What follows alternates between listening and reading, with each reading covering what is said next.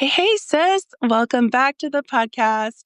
In my last episode, you heard directly from Caleb his side of our love story, how we met, what drew him in, and what made him commit.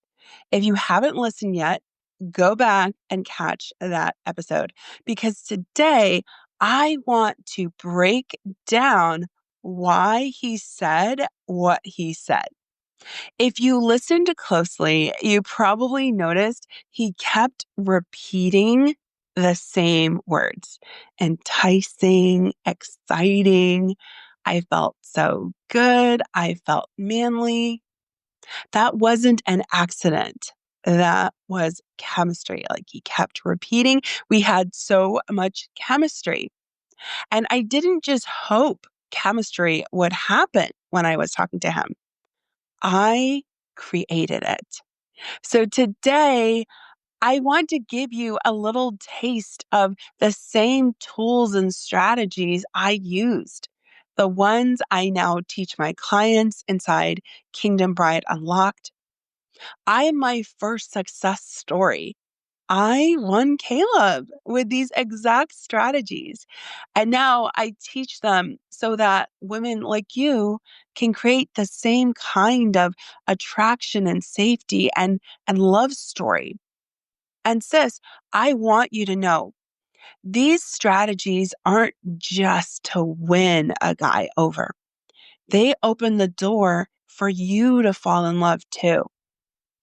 These strategies inspire the man you're talking to pursue and to commit and to court and win you.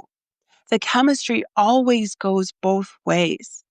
So if you put these tools in play, it's not a question of if love will happen. It's just a matter of when. Now, if you're ready, let's dive in. Point number one, I want you energy.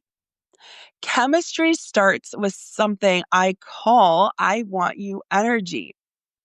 This is what Caleb described so much. I just felt so exciting. She was so enticing. This is the ability to make a man feel desired and desire. And not in a sexual way, but in a way that communicates, in his words, excitement and interest and attraction and enticing. A lot of women think showing desire is the same as being lustful, but it's not. You can absolutely honor God, honor yourself, be modest, and still let a man know that you want him. And that little spark, that tension, that heat is what fuels chemistry. Think of Song of Solomon. The bride says, let him kiss me with the kisses of his mouth, but also do not awaken love before it's time. That's the biblical tension. Express desire wrapped in holiness.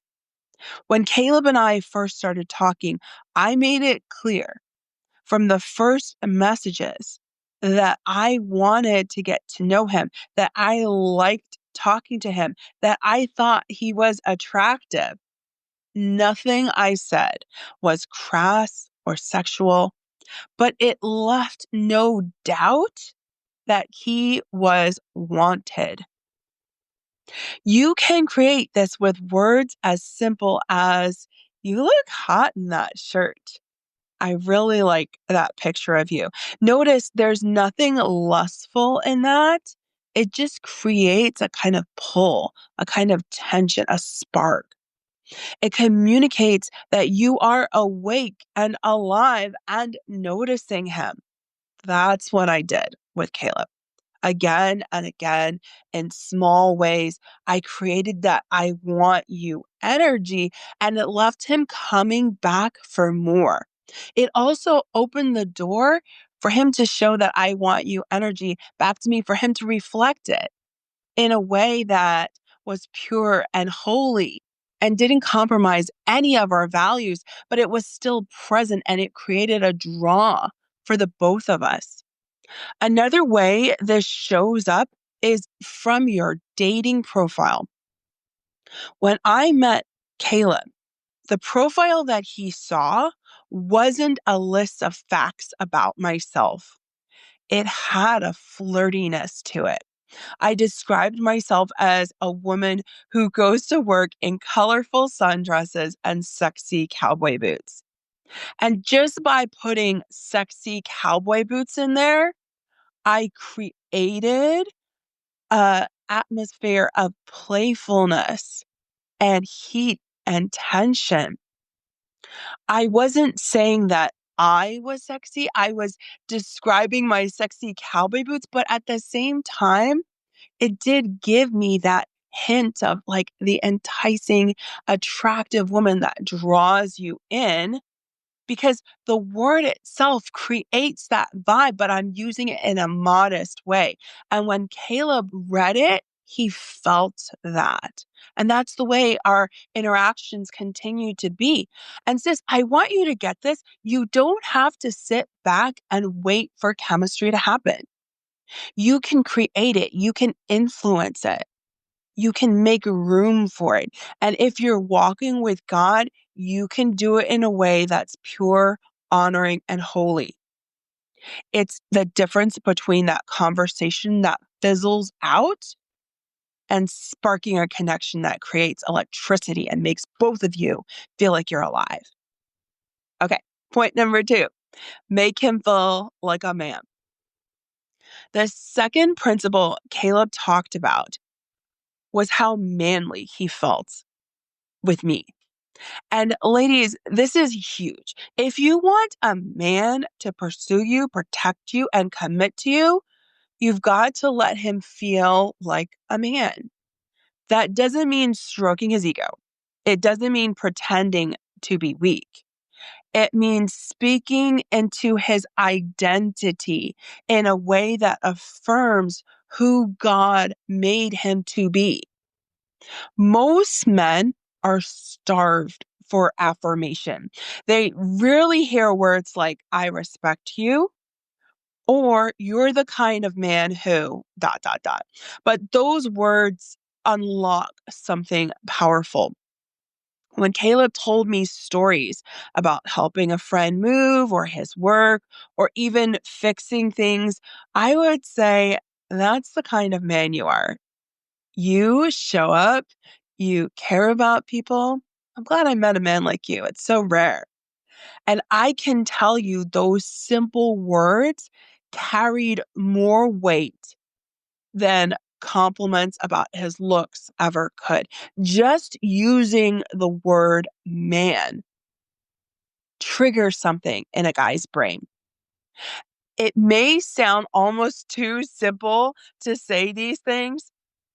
You might think that would never work, but it does.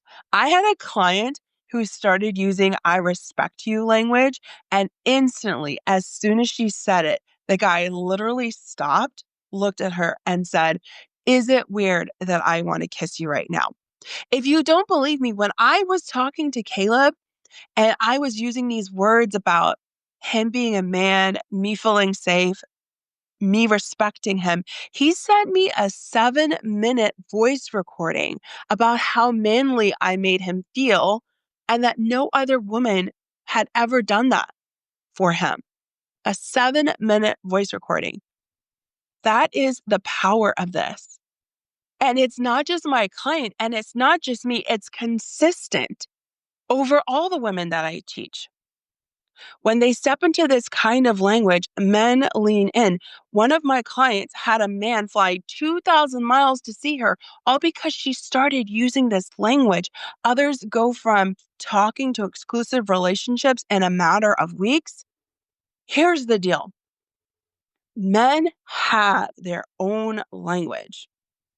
Respect and desire are the two pillars. They are literally the two tenets of male language. And if you can speak these two things, you will reach a man in a way no other woman has. Here's the thing. Women often wonder why men don't step up, why they don't lead, why they don't pursue. And here's my answer. because no one has ever called that out in them. Men rise to the level of belief you place in them. If you treat them like a boy, they'll act like a boy. If you treat them like a man, they'll show up like one. Caleb rose into the man that he always was because I consistently spoke into him. You're strong, you're capable, you're the kind of man I can count on. He felt like a hero and he acted like a hero because he was. So, another phrase that is incredibly powerful: I respect you. Respect is fuel for a man's soul. When Caleb gave up time to serve, to care for his family, to invest in me, I didn't just say, thank you. I said, I respect you for that. And that made him feel 10 feet tall. That is male language. And most men are desperate for respect, but never get it. So when you give it sincerely, it creates chemistry. It creates a bond that he can't resist. And if you want to create this chemistry, don't just make him feel wanted, also make him feel like a man. Because once he feels this way, he won't be able to let it go. And sis, if you're listening and you're thinking, I need to learn this, I need to figure this out, I have never heard this before, that's exactly what I teach inside Kingdom Bride Unlocked. So what I want to encourage you to do right now is pause this episode, go to the show notes, click the link, and book your call right now. Don't leave it till later. You and I both know later often never happens. Book a consult call and I'll show you how to make this real in your own life. Okay, back from the pause. Point number 3, be a source of pleasure. Now, this one is subtle, but so powerful. Caleb kept saying in his interview how good he felt after talking to me. He didn't walk away drained. He walked away energized, excited, alive. That's because I made our conversations a source of pleasure. We both did. And here's what I mean. Every time we interacted, I focused on creating positivity and being agreeable. Something as simple as that. I wasn't nitpicking, arguing. I wasn't putting up walls. If he asked, can I call you Friday? I said yes. If he wanted to watch a movie together, I said yes. If he suggested something fun, I went along with it. That doesn't mean I had no boundaries. I did. It just means I wasn't saying no a lot. I was agreeable, flexible, fun. And that positivity made him look forward to every conversation. I want you to think about the opposite. Some women are just so busy. There's resistance. They're putting up objections and contradictions, saying no to dates or calls or moments because they don't have time. Maybe there's arguments or disagreements, and that negativity kills the spark that's just being created. Caleb wasn't logging off thinking, wow, she never has time for me. She must not be very interested. He was logging off thinking, I can't wait to talk to her again. I know she wants me. I know she respects me. And he might not have even put it in those words, but the feeling was there. We created a feeling together. It always felt good. That's what you want to create. Conversations and exchanges that feel like a breath of fresh air, that always feel good. Rarely do they feel like you're getting shot down. Another part of being a source of pleasure is showing enjoyment for the person you're talking to. Laughing at his jokes, yes, but also getting excited about what excites him. When Caleb would talk about his hobbies or passions, I leaned in. I didn't roll my eyes. I didn't dismiss it. I didn't get frustrated that we weren't talking about my interests. I found joy in seeing his joy and hearing his life. And that's why he felt so good after our calls, because he was appreciated. Go back and listen to his interview. Hear how he talks about feeling seen and how that changed his heart. So, sis, hear me. If you want a man to crave your presence, don't just be available, be enjoyable. Make his life lighter, not heavier. That's the kind of chemistry that pulls him closer instead of pushing him away. When you become the source of pleasure to a guy, he's never going to want to let you go. Now, the last piece of this puzzle that Caleb didn't talk about because he didn't know is what was going on inside my heart. And what was going on inside my heart is that I believed I was desirable. And that's point number 4. Believe you are desirable. Because if you don't believe it, no one else will. Confidence is magnetic. When I met Caleb, I was not a size 2. I wasn't the Hollywood ideal.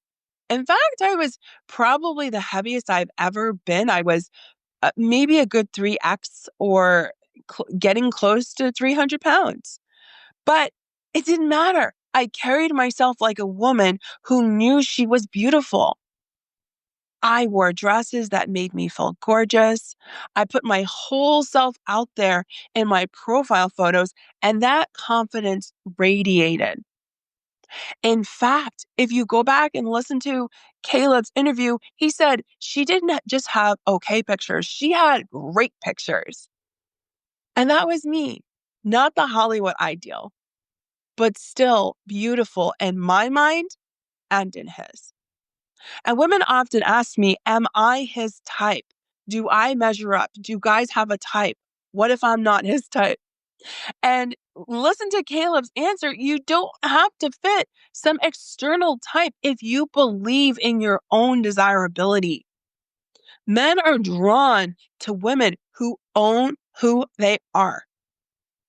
Caleb admitted, I didn't really fit his type he thought he'd end up with, but he also said he found me beautiful from the start. Fun, captivating, enticing. Why? Because I believed it first. Because I knew that I could be that. And here's where this connects back to everything I've shared.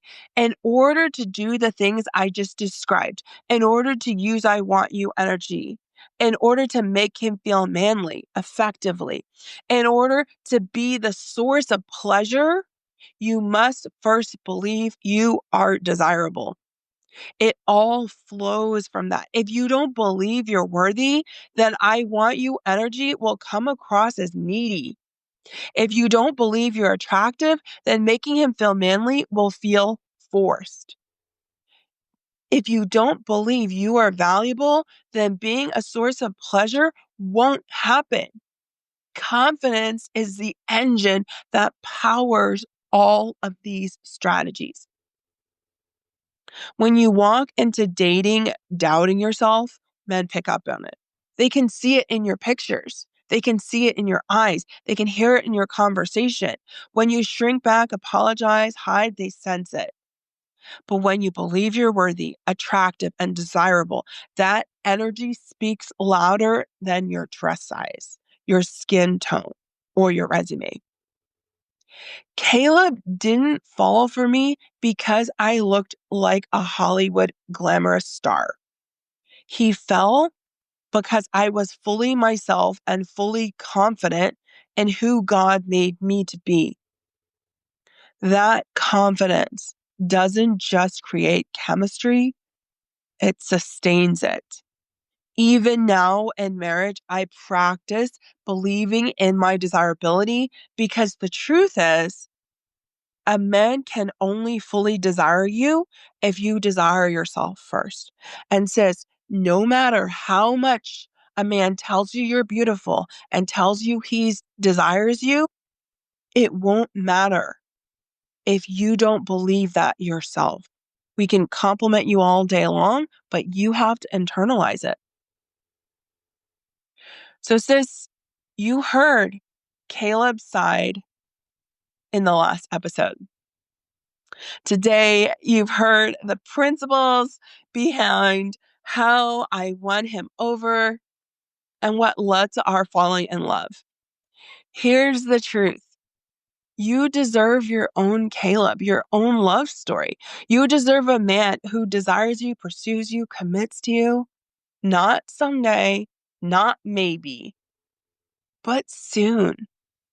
And if you're here, it's because you're ready. Women who aren't ready don't spend their time listening to 20 minutes of me teaching on dating. That means you're the type of woman who will do the work. And that's exactly the kind of woman who succeeds in my coaching program.